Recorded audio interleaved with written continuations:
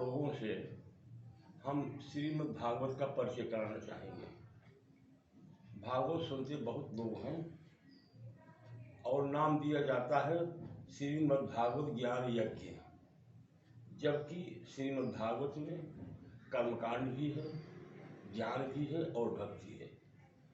यानी कर्म, ज्ञान, भक्ति तीनों का समन्वय है श्रीमद् भागवत में। अब भागवत शब्द की उत्पत्ति कैसे हुई? भग का मतलब होता है प्रकृति।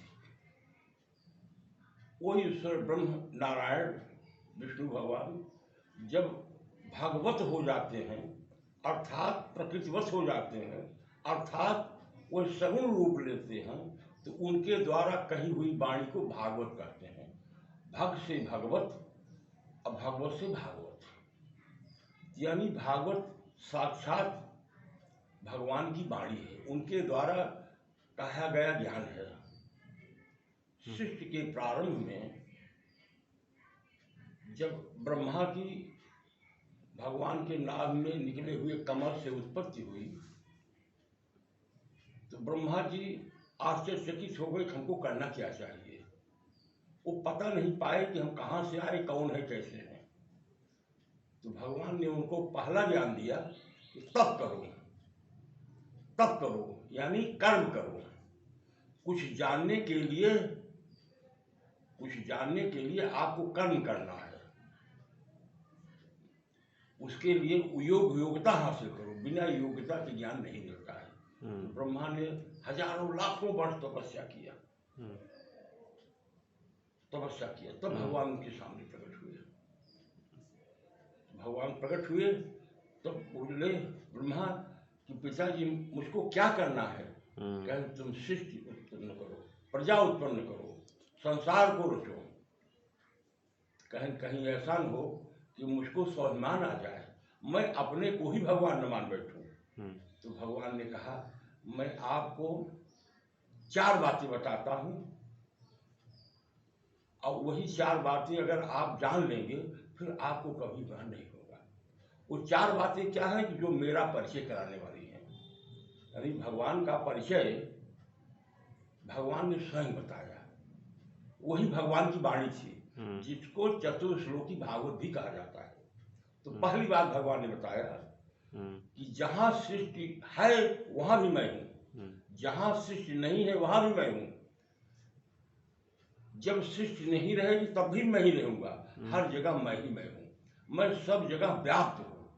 इसीलिए मेरा एक नाम वासुदेव भी है। पहली बात। दूसरी बात भगवान ने कहा कि मेरे अलावा जो कुछ दिखाई सुनाई पड़ता है, जो कुछ भी आभास होता है, उसका नाम माया है, उसका कोई अस्तित्व नहीं है, नहीं है। मेरा अंश ही जीव है, जीव स्वतंत्र नहीं है, परतंत्र है। मैं अंशी हूं और अंश है। जब जीव माया के चक्कर में पड़ जाता है तो मुझसे जुदा हो जाता है, और जब माया को छोड़ देता है तो मुझसे मिल जाता है। उसी का एक नाम मोक्ष भी है। ये तीसरी बात हुई। फिर भगवान ने कहा कि कुछ लोग ये भी कह सकते हैं कि ईश्वर नहीं है, लेकिन मैं निषेध की पद्धति से भी मेरा अस्तित्व प्रमाणित है। कोई कहे ईश्वर नहीं है तो उसको ईश्वर शब्द कहना पड़ेगा। ईश्वर नहीं है यानी कि ईश्वर तो है लेकिन आपको नहीं पता है। यानी निषेध की पद्धति से भी ईश्वर का अस्तित्व साबित हो जाता है। यही 4 बातें ब्रह्मा जी को भगवान ने बताया। ऐसी 4 बात को ज्ञान कहते हैं। तो ब्रह्मा ने क्या किया? सबसे पहले कर्म किया, कर्म की प्रधानता यानी योग्यता हासिल करना ज्ञान के लिए, तो ज्ञान उनको हासिल हो गया। यही मूल रूप से 4 श्लोक जो है ये ज्ञान है श्रीमद् भागवत का। आज इसी 4 श्लोक का विस्तार जो है 18,000 श्लोकों में किया गया है। उसी को समझाने के लिए इतिहास के माध्यम से, कहानी के माध्यम से, विभिन्न उपाख्यान के माध्यम से ये बताया गया है कि हाँ, उस 4 श्लोक का मतलब क्या है, 4 श्लोक का मतलब क्या है, ये बताया गया है। जिस समय सुखदेव जी से परीक्षित का सामना हुआ। परीक्षित मृत्यु सन्निकट थी और वो 7 दिन का इंतजार कहे थे। सुखदेव पहुंचे और 7 दिन का केवल मृत्यु का समय रह गया था। तो सुखदेव जी से परीक्षित ने केवल 2 प्रश्न किया था, केवल 2 प्रश्न किया था। पहला प्रश्न क्या था? उन्होंने कहा कि जिसकी मृत्यु सन्निकट है उसको क्या करना चाहिए, हमेशा मनुष्य को क्या करना चाहिए, उसका क्या कर्तव्य है। तो सुखदेव जी ने पहले प्रश्न का उत्तर दिया कि जो सामान्य आदमी के लिए संभव नहीं है, योगियों के लिए है। अगर मृत्यु सन्निकट होती है तो योगियों लोग विभिन्न प्रकार से योग साधना के द्वारा मृत्यु को प्राप्त हो जाते हैं। और हमेशा नृत्य नैतिक कर्म क्या है? सुखदेव जी ने कहा तीर्थ के द्वारा, यज्ञ के द्वारा, तप के द्वारा, दान के द्वारा, ज्ञान के द्वारा अपने को ऐसा बना लिया जाए कि मृत्यु के समय भगवान की याद बनी रहे। यानी भगवान को पाने के लिए संसार छोड़ना जरूरी नहीं है, जरूरी है कि दिमाग से संसार को निकाल देना। आप संसार में रहिए लेकिन संसार को दिमाग में मत रखिए।